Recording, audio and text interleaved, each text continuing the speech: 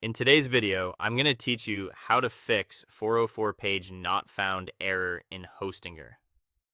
Step-by-step guide. A 404 error means the page you're trying to open isn't where your site expects it to be. The good news is that most of these issues come down to simple fixes. We'll start with the URL itself, then confirm your files are in the right place. Refresh WordPress permalinks if you use WordPress. Clear caches. And finally, test everything. Begin with the exact URL. Even a small typo can break a link. Check every character carefully. Make sure slashes are correct, hyphens match your file or post names, and there are no hidden spaces from copy-paste.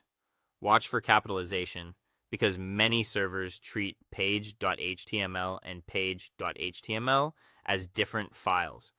If your site uses a specific structure, like including a trailing slash or a particular category in the path, ensure the link follows that format exactly. Also, confirm any query parameters or anchors are typed correctly.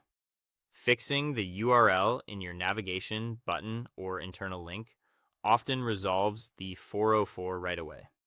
Next, verify your files exist in the correct directory. Open your Hostinger H panel and launch the file manager.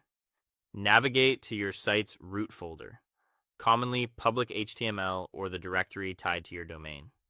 Make sure the target page file is present and located where your link points. Double check names and extensions. About HTML is not the same as about HTML, and $HTML is different from HTML. If your homepage shows a 404, confirm you have an index.php or index.html in the root.